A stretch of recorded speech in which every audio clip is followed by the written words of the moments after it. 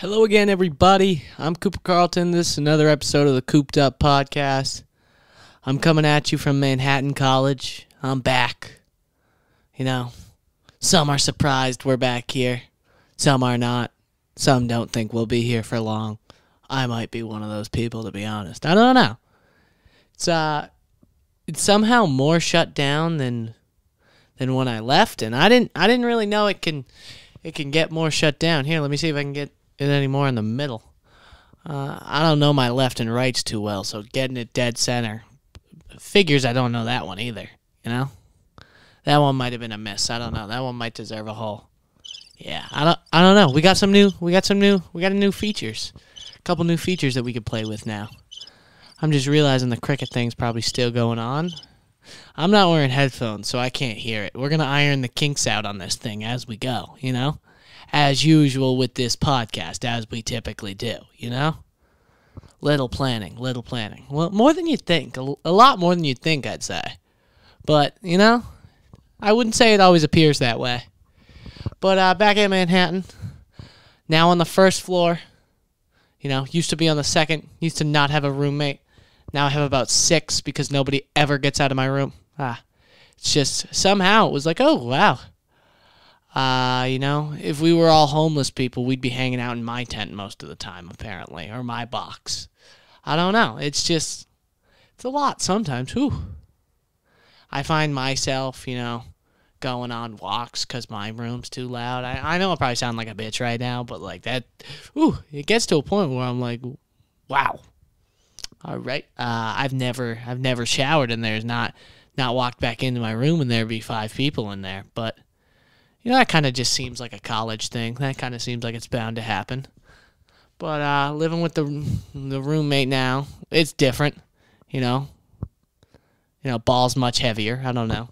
Now that one might deserve crickets too, but we're not going to overuse it. Yeah, no, it's been a little strange, to be completely honest, because, you know, I wake him up every single morning, like I do. It's hard not to. The bed squeaks, look. I don't know if it's picking any of that up, but if it did, then it proved me right. If it didn't, just know I was right, I guess. That's really all we could do at that point. I don't know. The world's been kind of going to shit lately. I mean, that's what the whole past year almost at this point, full year almost at this point, month and a half away from being a full year, but has kind of been, you know, but somehow it seems like we're getting worse because, you know, New York City is so shut down now. You can't even eat inside, but they're like, oh, you got outdoor dining, and you're like, it's 12 degrees. If you don't have a space heater in front of you, like, you feel like you're about to die. I hate to say it. Like, outdoor dining is just not an option. It's not. I mean, you know, and then the school fucking catfished us because, you know, the one train, which is the train we take to get into Manhattan, because Manhattan College is even a lie down to the fucking name. It's in the fucking Bronx. But, you know, we take that to get into the city, and even that's fucking closed. So, you know, what's the fucking point at that point of coming here? And, like, could have given us a heads up before, because dead ass, I might not have come here. I might not have come back. What's the difference then? I'm still going to all 5 classes online, you know? I just kind of think it's a little bit of, I mean, they were like, what's one more thing? But it's like, that was the reason. That was the reason most of us are here. And I feel like you kind of have to know that. Like, if you're like maybe not USC. Okay, USC and UCLA, like, they're big, you know, like, I'm not going to say Manhattan's, like, not, like, a cool school, but, like, USC and UCLA, they're dope.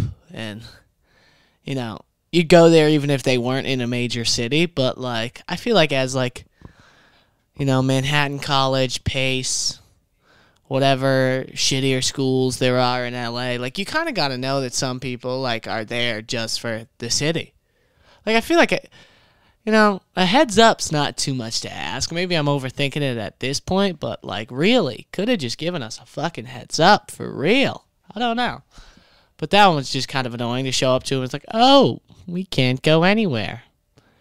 Yeah, let's drink in our dorm rooms. Woo! Like, you really, like, I didn't realize it until, whoa, I almost just whistled somehow. I don't even know. But, one of my teachers said today, she was like, some of you have done nothing on campus other than go to class and go to somebody else's dorms. And I was thinking about that. I was like, yeah, I mean, what do you count as something else? Because dead ass, I've never been to the library. All my classes are online. Why the fuck would I go? All the books are online. Like, I've never been to the library. I asked my friend the other day how to get there. I wasn't sure, was it in the same building as the cafeteria? He's like, no, it's the building called the fucking library. I mean, I don't know. Maybe that's just me, but like I literally did not know.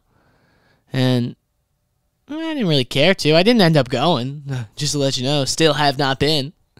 But I don't even know where everything is on campus. Been to the gym like once, twice, maybe. I don't know. It's so weird. You let 30 people in it. That seems a little strange. But yeah, like I don't even know if I know where the majority of the things on this campus are. Like somebody today asked me, like, where's one of these halls where one of my classes is? And I was like, no fucking idea. No, not a fucking clue. Not a fucking clue. No stretch of an idea. No stretch of an imagination how to get, no, nothing. You know? So moral of that story, I don't really know my campus that well because I don't get to walk around it and go to too many things on it. You know? In it, on it, I don't know. That's why I'm at college, to learn shit like that, I guess. You know, I need it. But, yeah, New York's been kind of dead, you know? They say the greatest city on earth is dying, and it looks like it right now. The cold's doing a bang-up job. You know, was going to go to an open mic the other day. Then it snowed 4 inches, so it was like, okay. I don't know if that's still going on, you know? It's just hard. It's just weird. Like, no lie, I don't think people really thought this through, like, how much the cold was going to fuck with COVID. Like, and I know we all talked about it, but, like, still, I don't know if we 100% got it. Like, I mean, obviously it really fucked with it, but, like, it's not, New York City's not uninhabitable, but it's definitely, like, it's unenjoyable. Like, it's 100% unenjoyable. Like, if there's so many things that you can't do inside, and there's nothing you can do outside, really. Like, aside from walk from point A to point B, like, there's really nothing you can do. I'm sorry, but there isn't, really.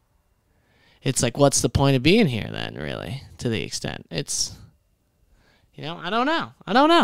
That's not my job. I mean, I'm trying to figure it out, but it's not my job to fix it, you know? I'm trying to figure out something to do, but it doesn't seem like there's a lot. I learned where Yonkers is because that's where, that's, you know, the only place where bars are open, and it's only like 6 minutes away, so I'm like, why the fuck is Yonkers open and the Bronx not open? But side note, why does every bartender, we went to 3 bars in Yonkers, every bartender had extremely large breasts. Like, I know it's Yonkers, but y'all didn't have to pull out the Honkers. Like, okay, that was really bad. That one's getting it again. We've used it twice now in 9 minutes.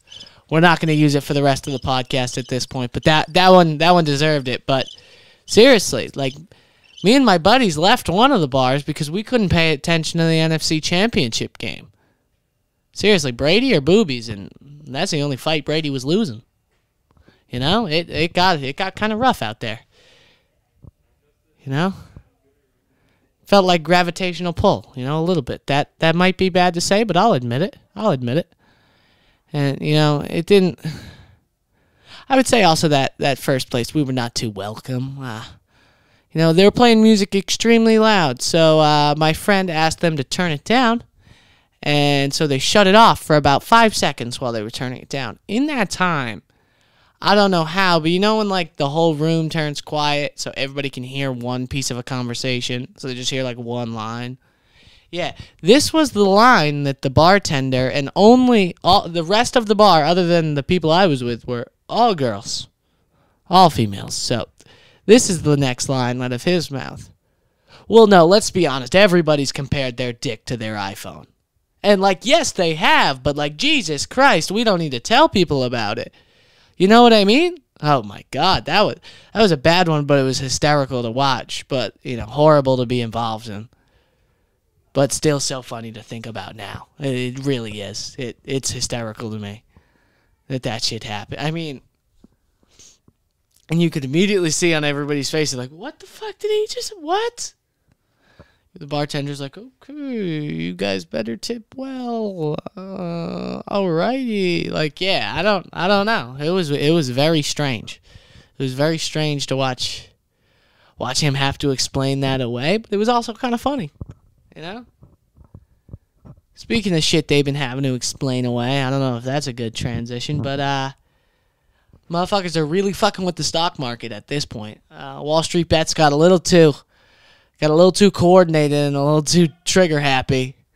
And so they basically, they skyrocketed AMC, so a movie theater company, can't be open right now, don't know why that would be, and GameStop. You know? And when they sent them up, they sunk about, you know, a shitload of, I think hedge fund managers, I think they're called. I don't know if I'm qualified. I'm definitely not qualified to talk about this, but I don't know much of the story. I'm going to be honest. I'm just talking about it at this point. It was really confusing to me because it just, I don't know. Like, I don't get why motherfuckers were going crazy because, isn't that kind of what happened with Kodak? Like, I guess Trump did that because he kind of sent the price up a shitload. But, like, that's really what it was. Like, it was people just pumping one and then dumping it after. And that's what they did with GameStop. It was just way more coordinated. Like, it was just way more lit. Like, it was. Like, you got swindled. Take your L and get them back. You've been screwing over the little man for, like, decades. So why don't you just, like, you know? I don't know, just take your loss and do it again, you know? You guys, it's not like you're not going to screw, you know, the common man over again. Like, you got screwed over once. Come on, you can't just take your losses. But, no, it seems to be Robinhood and, you know, TD Ameritrade and shit like that. The trading platforms and, you know, the FDIC and stuff are going to bail them out. You know, it really seems like, I don't know. There were people calling for, like, the Wall Street Bets Reddit page to be deleted. I'm not sure if it actually was. I'm assuming it is going to be eventually. But it was just really weird to see because, like, some of my friends, like, there are going to be huge consequences. And I'm like, what? I don't know a lot. I'm a communications major. We don't study this shit at all. But, like, what? For real? What can you do? What, you going to shut down Robinhood? Like, I don't know. Then you lose, like, half the stock market. And you lose all the dumb people on the stock market. So, like, I don't think you want to do that. Like, you know, like, kids are, I feel like young adults and children on the stock market right now are, like, partially what's, like, keeping the whole thing fluid and, like, moving because, like, they're just dumb as fuck. So they'll just do whatever you say. Like, if you lose that part, then you got to make that up. So, like, I don't know what you can do there. And it's like, what are you going to, like, not allow people to, you know, like, have Discords or stuff like that or, like Reddit channels, stuff like that. That won't work because people just make new mediums to talk to each other. So, like, I don't really know what you do. I really don't. I've been trying to think about it in my head. And I mean, you could, like you punish the people who were heavily involved and really did it. But isn't that at that point just like a slap on the wrist to the rest of the population? Like, they're going to get fucked maybe, and even maybe at that point. But, like, you're not going to give a shit if we just figured out the new, you know, strategy to do everything. I don't really think you would, you know, view that as a loss even. But, so I just don't really know because, like, everybody's like, ooh, I think this is going to be, you know, where the big wigs fall and, you know, stuff like that. And it's like, even like that, like, that's the other way kind of too. And it's like, that's extreme. I don't really know about that. They've survived a lot They survive scandal after scandal. You really think one day on the stock market, you really think GameStop is going to be the thing to take down the 1%? Fuck no. Fuck no. It would not do that. I don't think it could. So, like, come on. Come on. That's not happening. Not happening. But I don't really know what will happen because I think we're at the point where so many, this has caused some of my friends who have never done stocks in their lives to download Robinhood now, and they're like, why can't I invest? And it's like, well, because it's on pause. You picked the worst day. But, like, it's a huge story. Like, it is way bigger than I thought it was. Absolutely. And it's fucking crazy because, I don't know, it's... Like, it lost so many people money, but, like, it lost so many companies money, so many hedge funds money. But it did, almost raise awareness to the stock market. It definitely did in younger people. I can say that from being out of college. But I do have to say with all of this that, like, don't trust me. I've already said, like, I've lost $1,500 in option stocks. And I stopped at this point. I stopped. I had to. We were going to go flat broken. It wasn't going to be fun. But, so don't treat me like treat me like a financial, I don't even know if I deserve beginner. Financial embryo, maybe. Financial sperm cell, I'd say I am. Gotta learn to spread my wings and fly, tail and fly. I don't know. Sperm cells don't have wings. This metaphor kind of really fell off the rails quickly. Yeah, I don't know where that went too much, but it was weird. It was very weird. And speaking of motherfuckers tanking his value, God, just another seamless fucking transition. I'm killing it today with those. But Houston Texans, you fucked up. You had all the power. And it looks like at this point, Deshaun Watson might get out of there. Now, he's just formally requested a trade. It supposedly happened about 2 weeks ago. I think Schefter confirmed it. But largely, I feel like if it's going to keep getting talked about, that's because eventually these things will happen. We just saw it with James Harden in the NBA. I mean, if you keep talking, like if it's an issue that won't go away, that means it's a real issue. To me, at least. To me. I mean, I view it as if, it's not something that sorted itself out by now, then it's not something that probably will sort itself out. And if you're Casario, I forget what the fuck his first name is. I don't even know. And Jerkoff Esterby over there, like, you got some thinking to do because this dude seems... committed. He's getting out of there. And it's going to be very interesting to see, what the NFL does here because this doesn't happen in the NFL. In the NBA, in the MLB, people largely forcing 100% forcing their way out.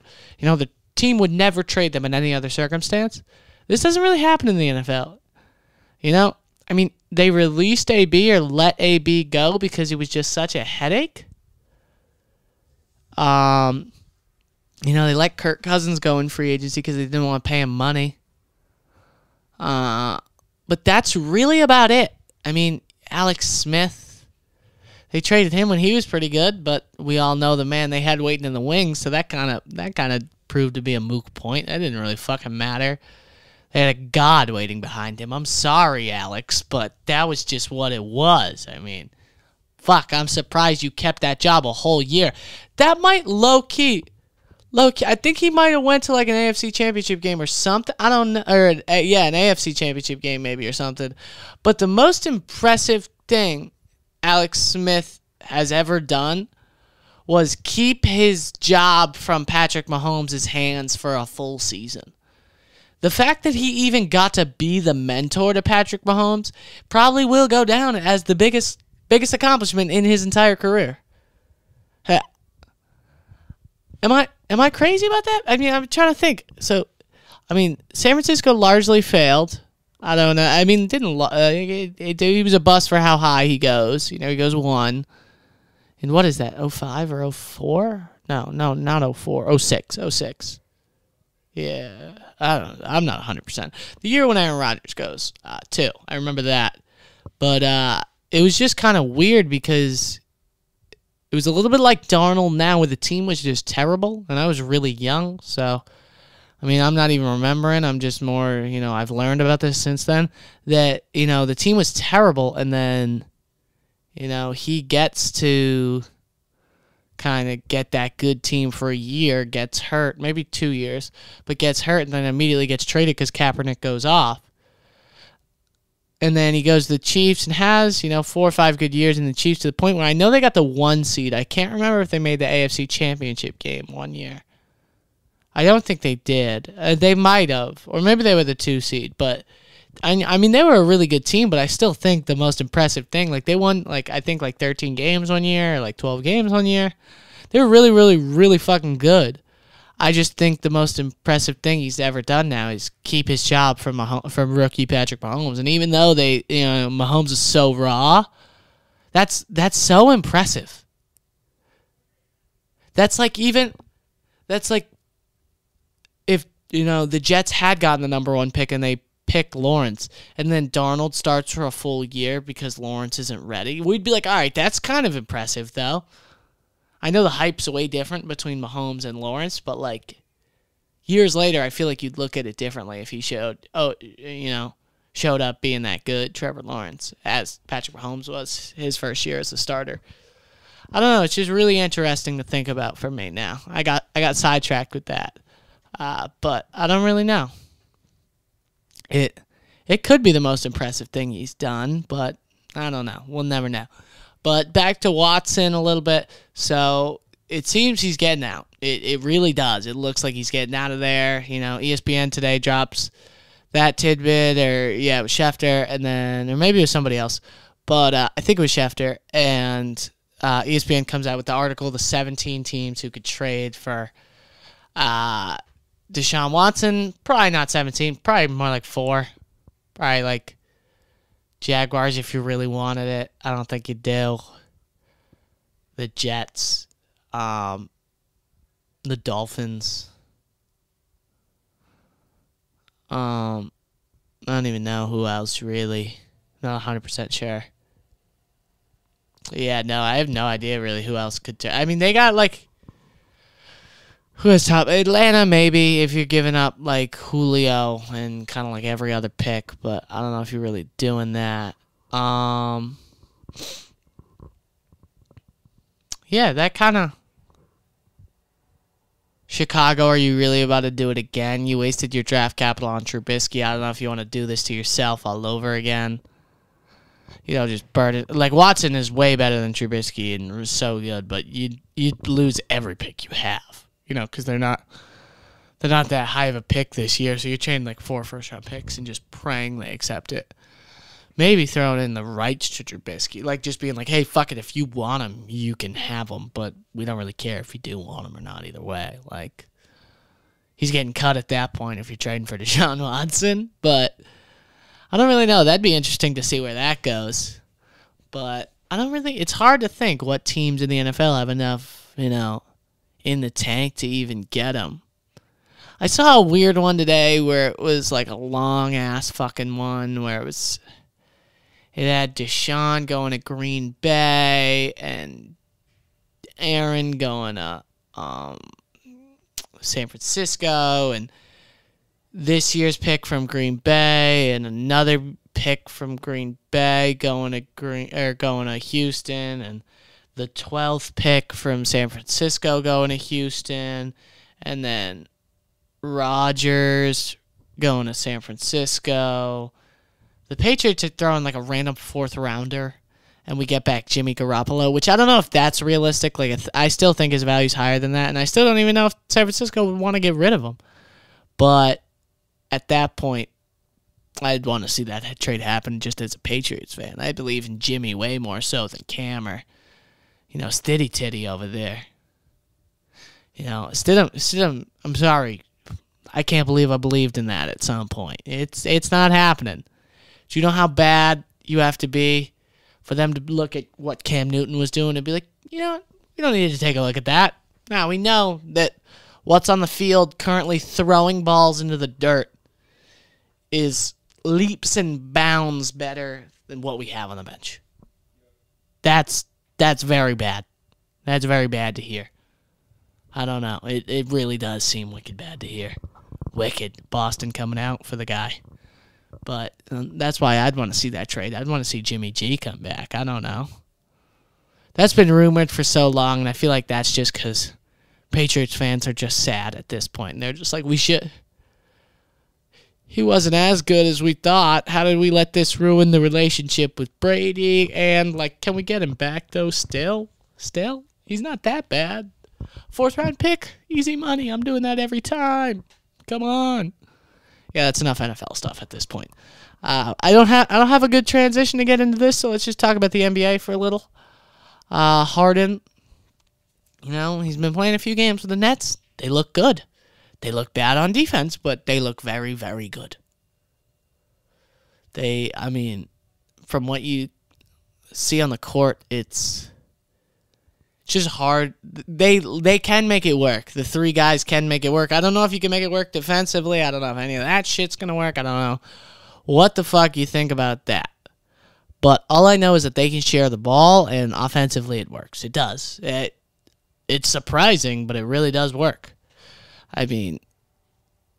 They're all getting enough touches. Harden seems happy, facilitating more. Kyrie's getting to shoot a little more than I thought he would get to. I'd still like Kevin Durant to get to do a little bit more, but I kind of strongly think they're kind of doing that for the playoffs.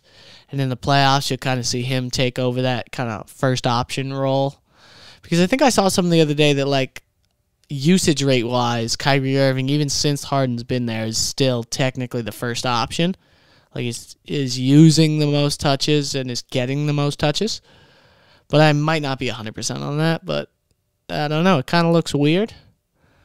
It's a little bit of a peculiar sight to see because I never thought that you'd see a moment in time where James Harden and Kevin Durant are playing off ball again. Like, both of them are playing off ball at one time again. You're like, how the fuck? Holy shit. You literally can't double. You can't really double anybody. You can send a double, but you can't commit because those guys would abuse, the other two would abuse any rotation they get. I don't really know how you defend it. And I also don't know who the MVP is. I'm trying to do it in my head.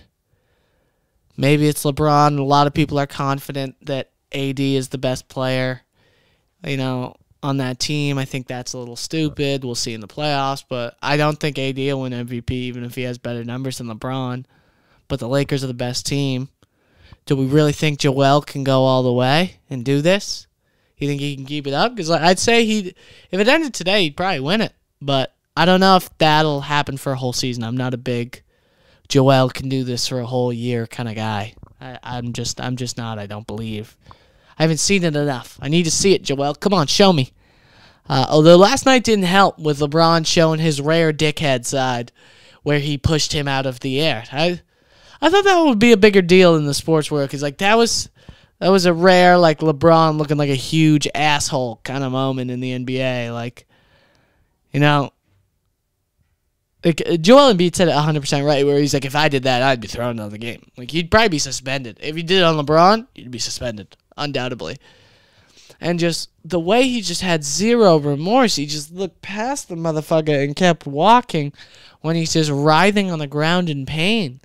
It's not like this is playoff Bron. He's not even trying 100% in the games right now, I feel like. So why is he pushing him out of the air? Like, what'd Joel do to him? Why don't they... What's his problem? I don't know. I really don't. And it's kind of scary, to be completely honest.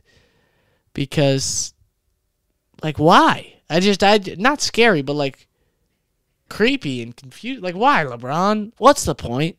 Huh? I mean, I get the man probably just got frustrated and just pushed him a little. But, like, you're a grown-ass man. You know the consequences that can be, from that. Fucking 36, 37 years old, LeBron. How'd you feel if somebody does that to your ass? Having to spend $500,000, or no, $1.5 million to keep your body in that condition, and then you can't anymore because some motherfucker just got mad and pushed you when you fucking jumped? Is that fair? Huh? At this point, I feel like I'm talking to LeBron, but he won't. No. He won't see this. But, he's going to have to answer that for one day. One day. Or he's going to have to answer for that one day. I might have just said that in the exact same way. Yeah, I'm pretty sure I did. But I don't know. It's a weird NBA season. It really is. COVID has showed you, that the bubble helped keep everything very, very normal comparatively. This is closer to the NFL season we just got, where guys are going to be coming and going, and you're going to look at some of the teams that made or missed the playoffs as COVID directly affecting that outcome. Like the Celtics. The Celtics damn near lost a whole damn fucking team to COVID-19, and Tatum never even had it, and he couldn't play. But they still rolled through a couple games without him. But other games in the NBA have been postponed. So, do I understand it? 100% no. I don't. I don't really understand it fully yet. I'll be completely honest. It is very confusing to me, and I think it's you can't have more than 8 guys out, or you have to have at least 8 players. But then they let the Sixers play without that, or that might have been why they made the rule or something. I don't know. It doesn't look as good as the bubble. I'm partly like, why can't you just have a bubble or get those motherfuckers vaccinated? But I wouldn't want to take a vaccine if I was a 19-year-old in the NBA, I guess, too, so I completely understand that. COVID's just tearing shit up right now like it's always been doing. It's running through the league like the girl that sucked off the Suns. That might have deserved crickets, too, but hey, we're not using it again. I told you we weren't going to use it again, and we didn't use it again. All right? But speaking of COVID, before I get the fuck out of here, I do got to say, get better, Bat. Heard you came down with the COVID, and heard you're, locked in the basement or on the first floor there. But just get well out there, brother, and, keep it going because fuck Rachel Dolezal. Although I still don't 100% know who this bitch is, but fuck Rachel Dolezal. I don't really know. Yeah. But this was another episode of the Cooped Up Podcast, guys. The Cooped Up Podcast is available wherever you listen to any of your podcasts. But you motherfuckers know that if you are already listening. But you can also go check out the Cooped Up Podcast on YouTube. Follow me on Instagram at Coopcarleton. Yeah. What else is there to say for y'all? Other than that, it's been a great episode, and like, comment, subscribe. This was the Cooped Up Podcast.